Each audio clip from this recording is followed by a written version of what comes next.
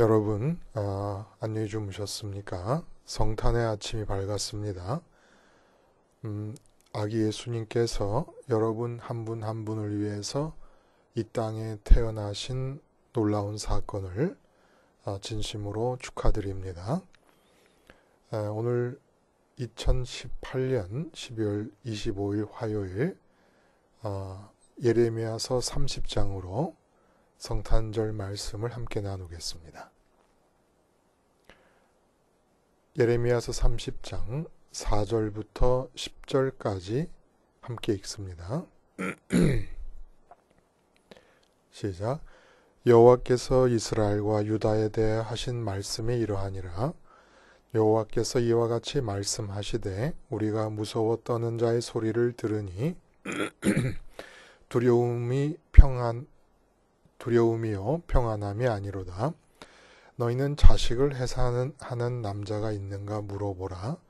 어찌하여 모든 남자가 해산하는 여자같이 손을 자기 허리에 대고 모든 얼굴이 겁에 질려 새파래졌는가. 슬프다 그날이여. 그와 같이 엄청난 날이 없으리라. 그날은 야곱의 환난의 때가 되미로다. 그러나 그가 환난에서 구하여 냄을 얻으리로다. 만군의 여호와의 말씀이라.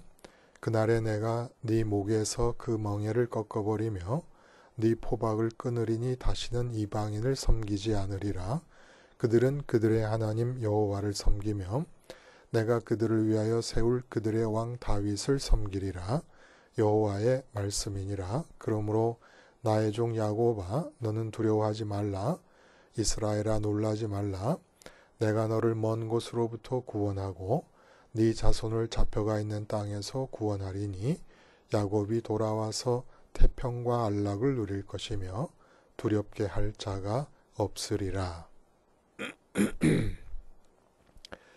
오늘 우리가 함께 읽은 말씀 중심으로 1년 내내 대리모들의 성탄이라는 제목의 하나님 말씀 증거합니다. 1년 내내 대리모들의 성탄. 여러분 잘 아시는 대로 대리모 임신이 있습니다. 불임 부부가 이제 의뢰를 하게 되면 제3의 여성에게 임신이 이루어지게 해서 이제 그 여성이 태아를 출산하게 되면 그 아기를 이제 불임 부부가 자기의 자식으로 받아들이게 되는 겁니다. 근데 이제 이게 참 문제가 많아요. 윤리적으로도 법적으로도 명확하게 판별해 내기가 어려운 문제들이 많이 있습니다. 예를 들어서 이 대리모 임신을 그 대리모 자신의 난자를 이용해서 인공수정으로 수정을 시켰을 경우에는 이 여성이 분명히 대리모를 하기로 약속을 해놓고도 자식을 주지 않게 되는 경우가 생깁니다. 그럼 이제 법적으로 소송이 벌어지면 어떤 문제가 발생하느냐? 엄마라고 하는 것을 유전자를 근거로 확정할 것인가? 아니면 뱃속에 10개월 동안을 담고 있었던 출산을 기준으로 확정할 것인가 하는 문제가 생겨요. 많은 나라들이 아직 이 문제에 대한 명확한 기준을 갖고 있지 않기 때문에 참 이게 어렵다는 거예요. 그리고 또 그러지 않고라도 불임 부부의 사이에서 수정란을 만들어서 그 이식을 해서 낳았더라도 안 주겠다고 하니까, 그리고 또 이제 이 대리모에게 문제가 있든 이 두 부부에게 문제가 있든 이유를 밝힐 수 없게 장애아가 태어났을 경우에, 그럼 이제 부부 쪽에서 우리는 안 맞겠다 하는 경우가 또 생길 수 있다는 겁니다. 그러니까 그 임신한 부부, 임신한 대리모에게서 문제가 있었는지 등등의. 그래서 참 이 계약 자체가 법적으로 인정이 돼야 되느냐 말아야 되느냐 하는 많은 문제들이 아직까지 산적해 있어요. 대리모 임신이라고 하는 것과 연관지어서. 그런데 영적으로 보자면 인간이라는 피조물은 아예 처음부터 대리모로 창조가 되었다는 겁니다. 생물학적으로 보자면, 이 신체적인 차원에서 보자면 임신은 여성들만의 전유물입니다. 근데 영적인 의미에서 보자면 남자도 여자도 모두 다 대리모라는 겁니다. 그래서 마음의 임신을 통해 출산을 하게 됩니다. 대체 이 마음의 임신이라는 것이 어떤 의미인가?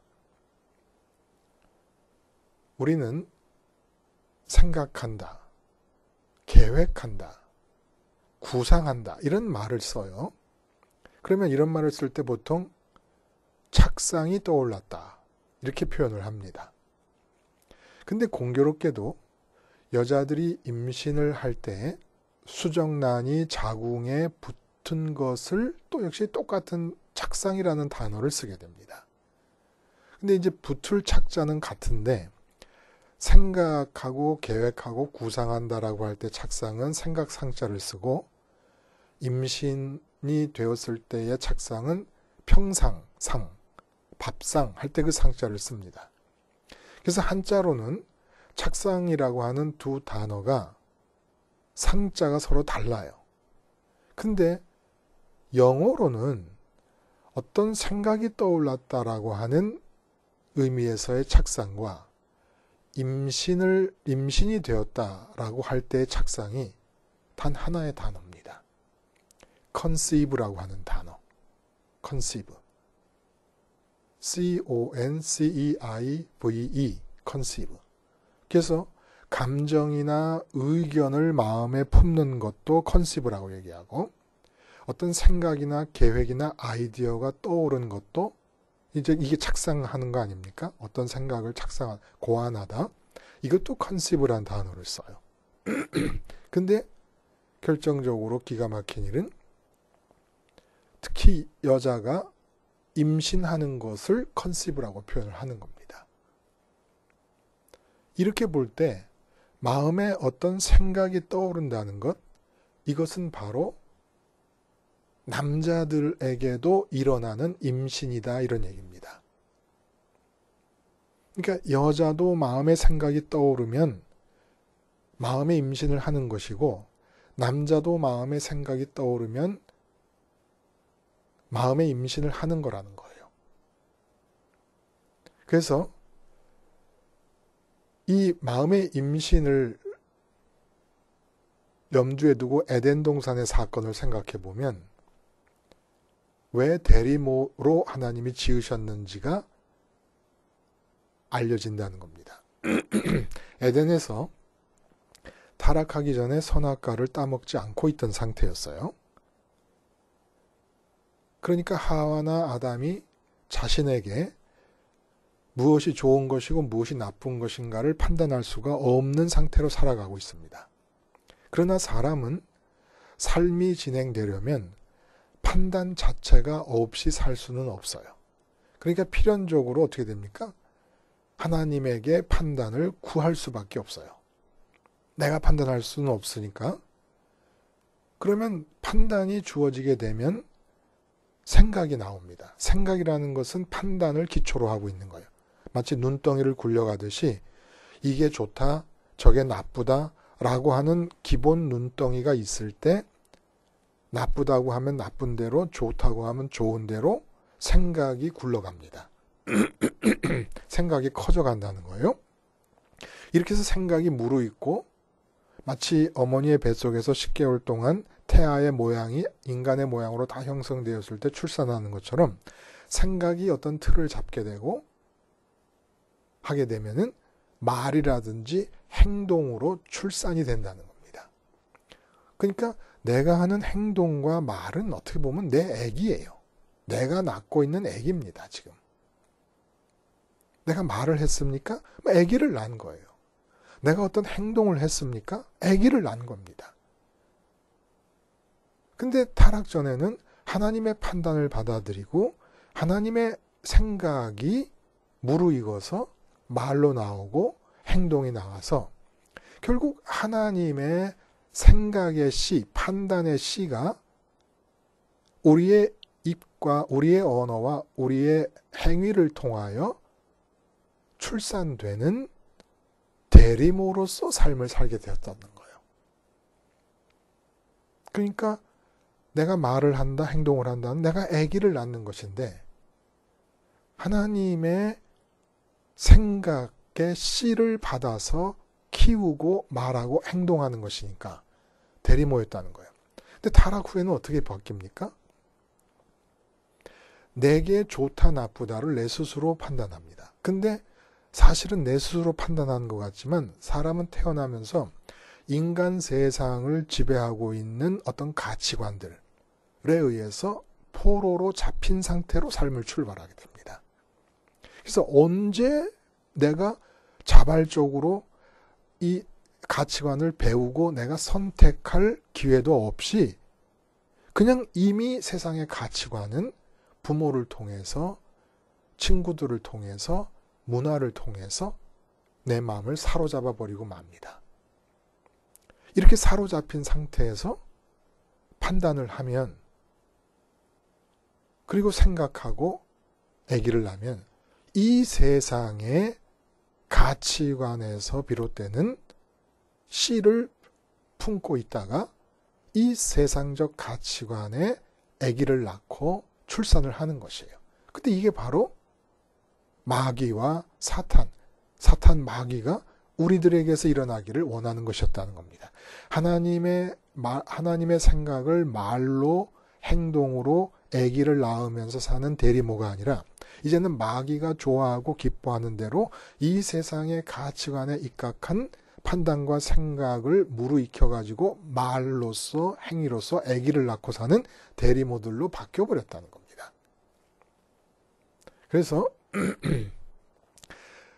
오늘 이 예레미야의 본문은 이제까지 계속해서 징계와 심판 일변도의 예언이 되다가 이 30장부터 33장까지는 위로의 책이라고 별명이 붙을 정도로 분위기가 바뀌어서 위로의 내용이 나옵니다. 그러니까 아직 완전히 586년에 멸망하지도 않은 상태예요. 그러니까 완전히 3차에 걸쳐서 포로로 잡혀가는 일이 다 끝난 게 아닌 상태인데 포로로 잡혀가는 걸 예언할 뿐만 아니라 30에서 33장까지는 포로로부터 해방된다는 이야기가 예언적으로 전해지고 있습니다. 위로의 책이라고 그래요. 그런 의미에서 예수님께서 이 땅에 오신 것이 이 세상의 가치의 포로, 이 세상의 죄악의 포로로 된 상태로부터의 우리를 해방시키려고 하는 그런 의도에서 오신 것 아닙니까? 그런 의미에서 성탄절의 메시지와 너무 맞물려 잘 돌아간다, 맞물려 갈 수 있는 그런 내용이라는 거예요. 근데 오늘 본문에서 특이하게 남자의 임신이라고 하는 있을 수도 없는 표현이 등장을 합니다. 그러니까 어떤 얘기냐면 이제 위로의 내용이 해방인데 포로로부터 풀려날 것. 아직 포로로 잡혀가지도 않고 나라가 망하지도 않았는데도 포로로 잡혀갈 것이 예언되고 포로로부터 해방될 것을 예언하고 계세요. 근데 포로로부터 해방되어야 되는 그 징계의 상황, 심판의 상황. 징계와 심판임에서 나라가 망하고 포로로 잡혀가지 않았습니까? 근데 그렇게 포로로 잡혀가는 징계와 심판의 상황이 임할 때에 사람들의 모습을 하늘에서 하나님이 내려다 보시니까, 우리라 그래요. 그러니까 삼위일체 하나님이 내려다 보시니까 그 모습이 어떠냐 하면 마치 여자들이 애를 낳을 때에 배가 아파서 배를 움켜쥐는 것과 같은 모습이더라, 이런 얘기입니다. 왜 남자가 아주 심한 환난과 고통의 상황을 맞이하게 되면 배를 움켜잡습니까? 아니죠. 어느 남자가 배를 움켜잡아요. 아기 날 때 산모들이 배를 움켜잡으면서 고통의 비명을 지르지 남자에게 고통이 임하고 환난이 임한다고 누가 배를 움켜잡아요. 근데 오늘은 본문에 보니까 배를 움켜잡고 허리를 붙잡고 있다는 거예요. 남자가. 하나님이 징계를 내시고 심판을 내리실 때 두려움에 떨면서. 이건 뭘 말하는 겁니까? 징계가 내려질 수밖에 없는 상황. 그래서 징계가 임할 때의 그 상황을 보면서 하나님 마음에 떠오르고 있는 생각을 표현하고 계시는 것인데 임신이라는 말이 툭 튀어나왔다는 겁니다. 그러니까 지금 이 징계가 왜 주어지고 있는 것이냐? 한마디로 남자도 하는 마음의 임신이 잘못되었음을 마음으로 느끼면서 남자들이 이 고통을 받는 것이 산모가 아기를 낳을 때 배를 움켜쥐는 것과 같은 상황이라고 비유적으로 표현을 하시는 거라는 거예요. 마음의 임신이 잘못됐기 때문에 마음의 임신이. 그러니까 하나님의 대리모가 아니라 마귀의 대리모, 세상의 대리모가 되었다는 거예요. 그래서 보면 여호와께서 이와 같이 말씀하실 때 우리가 이 삼위일체 하나님이십니다. 무서워 떠는 자의 소리를 들으니 두려우며 평안함이 아니로다. 너희는 자식을 해산하는 남자가 있는가 물어보라. 이게 없다는 거예요. 자식을 해산하는 남자는 없어요. 근데 모든 남자가 해산하는 여자같이 손을 자기 허리에 대고 모든 얼굴이 겁에 질려 새파래졌는가. 아니 손을 자기 허리에 대는 남자가 어디 있어요. 고통을 받을 때 뭐 얼굴을 자기 두 손으로 감싼다든지 아니면 뭐 가슴을 킹콩이 가슴을 치듯 가슴을 친다든지 그러지. 그러니까 하나님이 보실 때 문제가 뭐였냐. 이 슬픈 날이 이 고통의 날이 임한 이유가 뭐냐. 남자가 하는 마음의 임신에 있어서 문제가 있고 여자도 마음의 임신에서 문제가 생겼다는 겁니다. 그러면 이 마음의 임신이 잘못되었다라고 하는 것을 알아볼 수 있는 기준이 있을까요? 그게 바로 성탄절 사건 속에 포함되어 있는 처녀 마리아의 잉태라는 겁니다.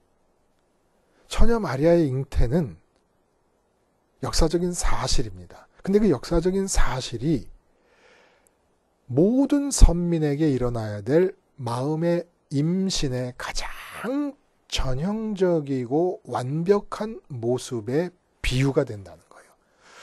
처녀 마리아가 잉태한 것은 신체적인 잉태 아닙니까? 육체상의 잉태고 생물학적인 잉태예요. 생물학적인 원인이 규명이 될 수 없는 잉태죠. 기적적인 잉태지만 생물학적 차원에서 일어난 잉태입니다. 실제로 잉태가 된 거예요. 마리아의 자궁 속에.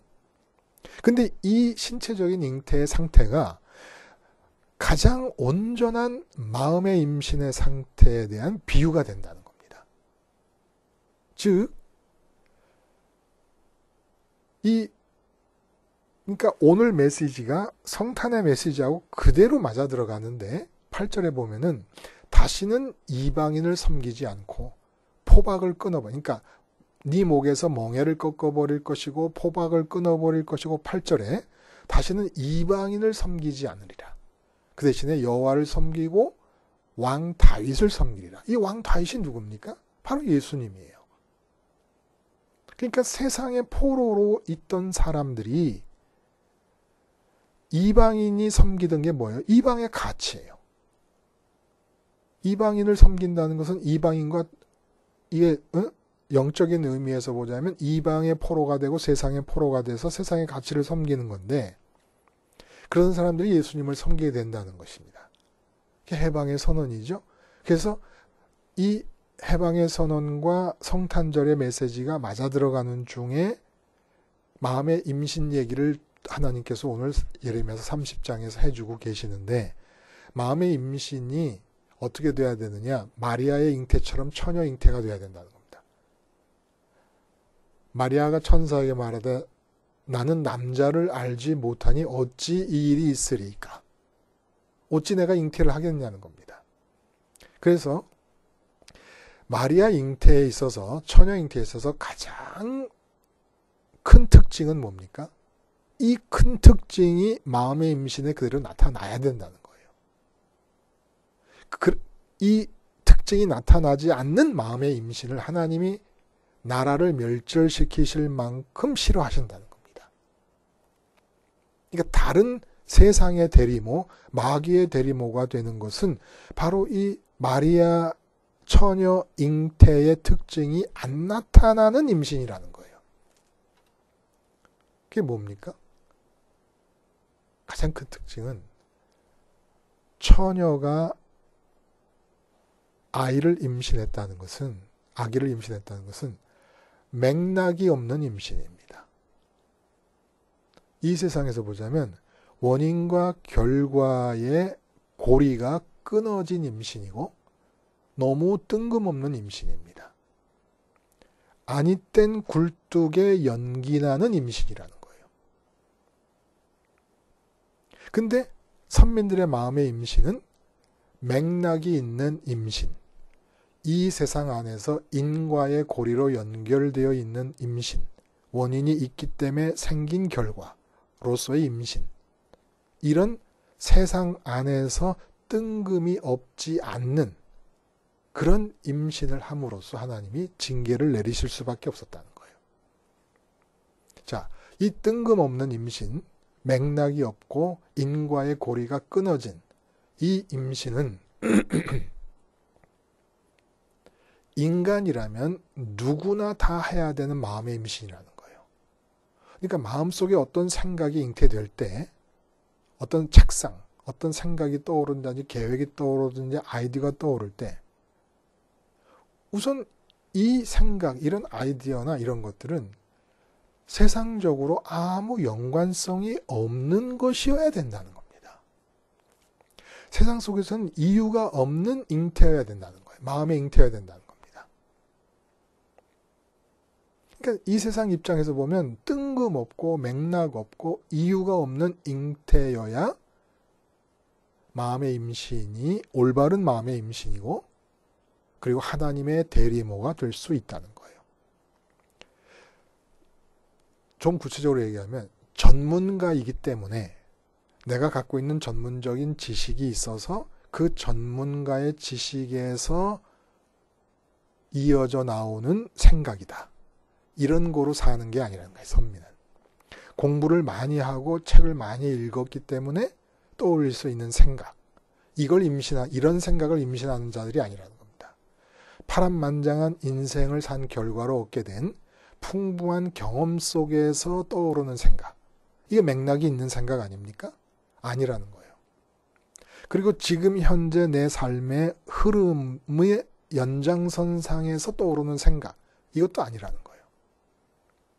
이렇게 세상 속에서 어떤 식으로든지 그 연관성과 맥락을 찾을 수 있고 이유를 찾을 수 있는 생각을 뜻으로 키우고 행동으로 옮겨 출산을 하면 그때 난 나의 행동의 애기와 말의 애기들은 하나님이 내가 살고 있는 나라를 없애버리실 정도로 그를 포로로 잡혀가게 하실 정도로 싫어하신다는 것입니다. 예를 들어보면 여러분 지금 십자가 복음 방송을 제가 하고 있습니다. 이것은 제가 밴쿠버에서 목회할 때 부교역자들과 회의를 하는 중에 제가 우연히 보게 된 화상 채팅이라는 말을 그 부교역자들에게 물어봤어요. 화상 채팅 하는데 그게 뭐야? 그랬더니 막 웃어요. 화상 채팅도 모르시냐고. 그게 뭐냐 그랬더니 그 손에 든 핸드폰에 사람 얼굴, 상대방 얼굴이 비친 상태에서 말을 한다는 거예요. 저는 부교역자들이 저의 별명 중에 하나로서 컴맹이라는 것이 있을 정도로 부격들이 부르는 별명 중에 그쪽 IT 계통에 대해서 아는 게 전혀 없었고 화상 채팅이라는 걸 모르고 있었을 정도니까요. 그 화상 채팅이라는 걸 물어보고 무엇이라는 걸 듣고 깨닫게 된 그 순간에 떠오른 그 생각으로 지금 몇 가지 이어져 오는 겁니다. 많은 분들이 물어봐요. 방송국을 잘 알고 계시는 방송계에서 많이 오랫동안 일을 하신 분과 함께 대화를 나누는 중에 이런 질문도 받아봤어요. 그 십자가 복음 방송을 하시는데 그 카메라가 몇 대입니까? 방송국에서 보고 계시던 생각만 해가지고 십자가 복음 방송이라고 하니까 막 제1 카메라, 2번 카메라, 3번 카메라가 막 있는 중에 막 이렇게 찍는 줄 아셨던 모양입니다. 조그마한 카메라 한 대 놓고 있는 거예요. 그리고 작은 방 안에 이 방송 체프를 만들어 가지고 지금 하고 있는 겁니다. 또 어떤 분들은 또 그렇게 또 질문을 하기도 해요. 아니 목회를 하시는 게 아니면 뭐 어떻게 먹고 삽니까? 그 목사님이 아무리 설교를 해도 목사님의 교인이 한 사람도 없는 거 아닙니까? 제 교인이 한 사람도 없지요.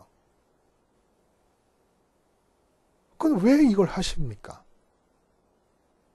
그러니까 저희 어머니도 평생의 한이 제가 목회를 안 해서 제 몫에 목회가 없는 것을 아주 가슴에 한이 맺혀 하십니다.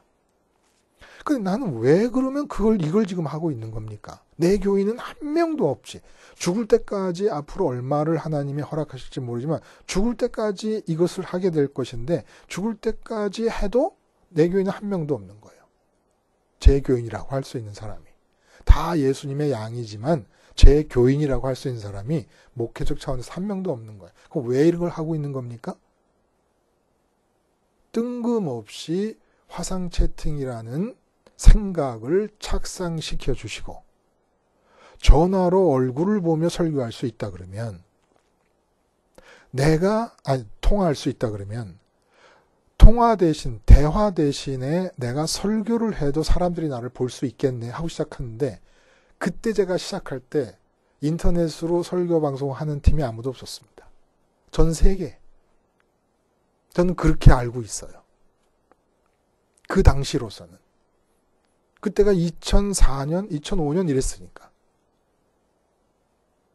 그래서 또 뜬금없이 떠오르는 생각, 맥락이 없어요. 전문가가 아닙니다, 제가. 그 생각으로 지금 살고 있는 겁니다. 그러면 이런 질문을 할 수 있어요. 아니, 그럼 전문가는 뭐 하는 사람이야? 전문가, 또 경험이라는 거는 다 뭐냐? 응? 전문가는 뭐가 전문가입니까? 내 전문 분야에서 인간의 능력과 지식이라는 것이 얼마나 초라하고 보잘것이 없는가를 아는 자가 진정한 전문가 아닙니까? 저는 어쨌든 잘하든 못하든 설교 전문가예요. 제가 설교 전문가로서 설교를 하면 할수록 느낄 수 있는 게 뭡니까? 설교라는 것은 인간의 능력에 따라서 잘 되고 못 되고 결정되는 게 아니라는 걸 아는 거예요. 그럼 박사 받고 석학이 되고 세상에 석학이라고 칭찬을 받고 하는 이런 사람들. 이 사람들이 진짜 박사고 진짜 석학이라면 어떤 사람들입니까?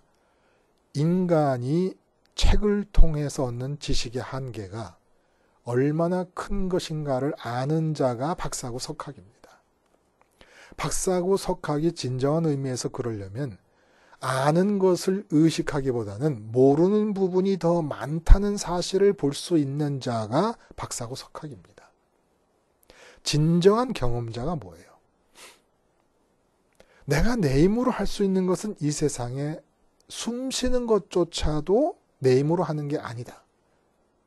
나라는 물론이고 가정과 배우자와 자녀와 사업 등 그 어떤 것도 내 힘으로 할 수 있는 것은 아무것도 없고 심지어는 나 자신 하나도 건사하기가 불가능한 것을 아는 자가 진정한 경험자인 겁니다. 운전할 때 베테랑 운전자가 누군지 아십니까? 초보 운전자보다 더 많이 조심하는 사람이 베테랑 운전자예요.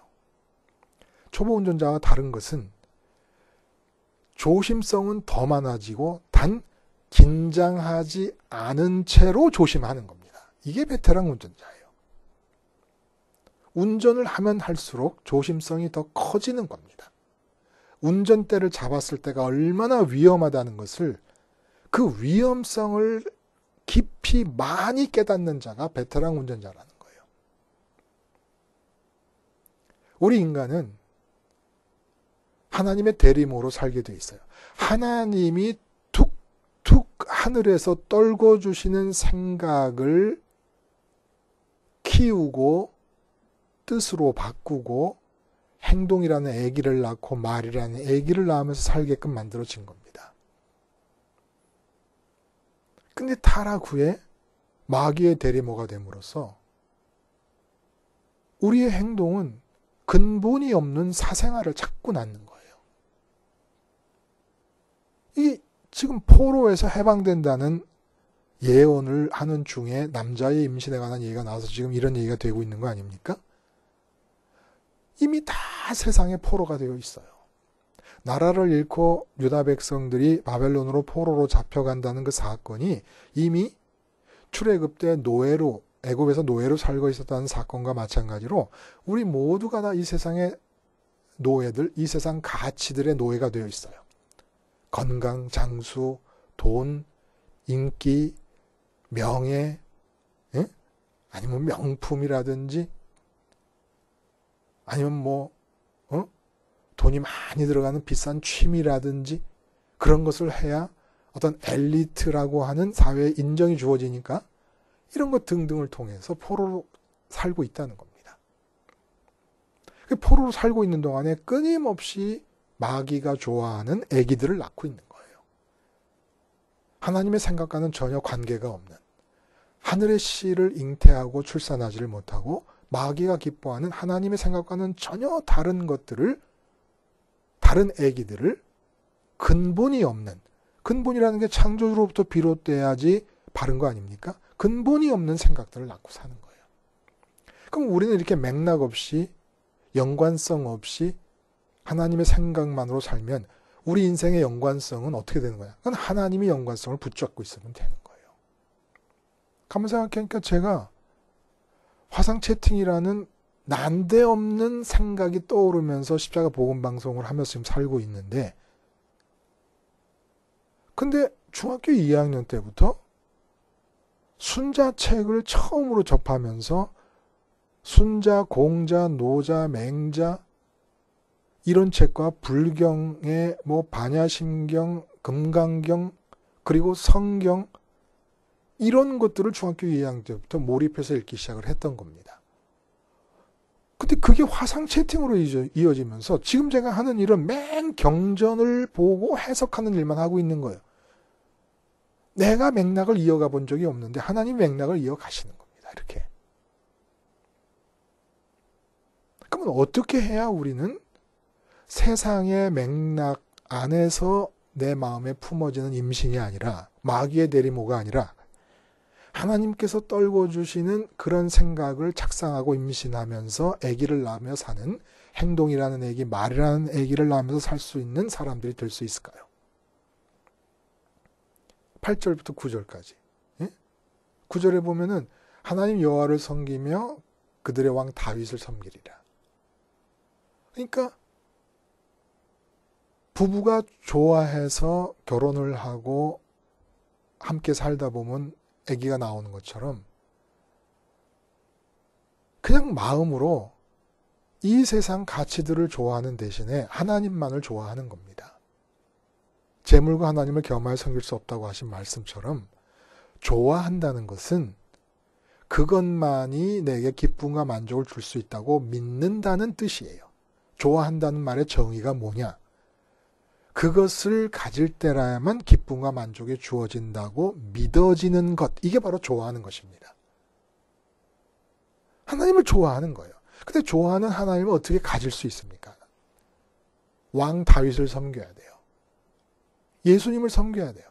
예수님을 섬기는 길이 뭐예요? 십자가에서 예수님과 함께 죽는 겁니다. 얼마나 지속적으로 예수님과 함께 죽는 일에 매진하는 삶을 사느냐가 얼마나 계속해서 하나님께서 하늘에서 이 세상과는 아무 연관성 없는 처녀 마리아가 잉태하는 것처럼 아무 연관성 없는, 세상과는 연관성이 없는 하나님의 생각을 툭툭 떨구어 주시면서 그 생각이 행동으로 아기로 출산하게 되면서 살게 해주시느냐가 결정된다는 겁니다. 얼마나 십자가를 나의 죽음의 자리로 보고 있느냐가 지속되느냐에 따라서. 예수님이 뭐예요? 마리아에게 잉태됐을 때 예수님이 육신이 되신 말씀이에요. 말씀. 하나님의 말씀이라는 게 하나님의 생각, 하나님의 판단, 하나님의 계획, 하나님의 아이디어. 이게 말씀 속에 다 들어있는 거 아닙니까? 처녀 마리아가 뜬금없이 맥락 없이 인과의 고리가 끊어진 상태에서 말씀을 잉태한 겁니다. 육신이 되신 말씀을. 이 형태를 똑같이 뜬금없이 맥락 없이. 뜬금없이 맥락 없이 되려면 어떻게 돼요? 세상에 대해 맥락이 죽어버려야 돼요. 내가 전문가입니까? 전문가라는 사실에 대해서 내가 죽어야 돼요. 지금 전문가들이 활동하는 영역에 있다 하더라도 그 영역에서 나의 전문가됨이 십자가에서 죽었을 때 그 영역에 필요하다고 느껴지는 하나님의 아이디어가 내게 주어지는 겁니다. 아무리 경험이 많은 자라도 경험에 대해서 죽어야 하나님의 생각이 임신이 될 수가 있다는 겁니다.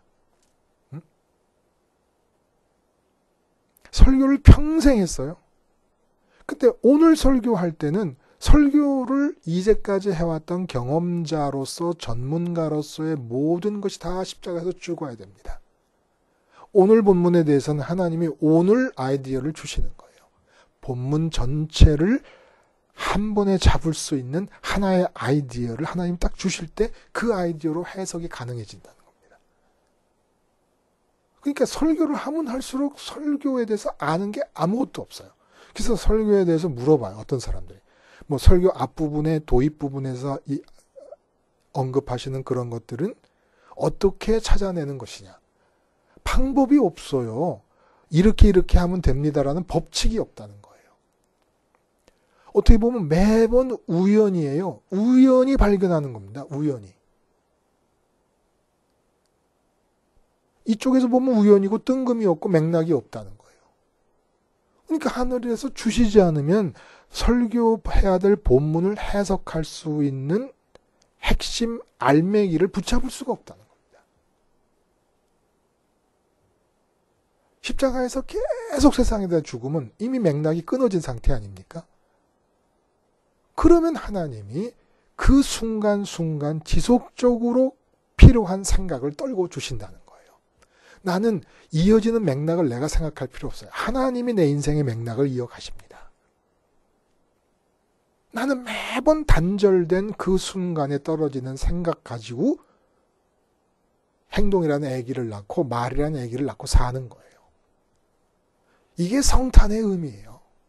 그리고 이 성탄의 의미가 아주 공교롭게도 예레미야 30장 안에서 그대로 표현되고 있다는 겁니다. 십자가에서 끊임없이 죽어서 세상과의 맥락이 끊어짐으로써 마리아가 뜬금없이 맥락 없이 인과의 골이 끊어진 상태에서 임신했던 것과 마찬가지로 마음의 임신이 이루어짐으로써 여러분이 낳는 말이라는 아기, 행동이라는 모든 아기가 다 온전히 하늘에 계신 아버지의 씨들이 될 수 있기를 바랍니다. 기도하시겠습니다. 하나님 아버지, 엄청난 자식들을 낳고 삽니다. 하루에도 몇만 마디의 말을 할지, 얼마나 많은 행동을 할지, 이 모든 아기들이 다 하나님으로부터 비롯되는 씨들이 나타나는 것들이 되게 하여 주시옵소서. 그래 오늘도 십자가에서 세상에 대해 죽음으로써 마리아가 뜬금없이 맥락 없이 인과의 고리가 끊어진 상태에서 예수님을 잉태하셨던 것처럼 우리도 하나님의 말씀을 잉태하고 생각을 잉태하며 출산하며 사는 하나님의 대리모들이 되게 해 주시옵소서. 예수님의 이름으로 기도드리옵나이다. 아멘.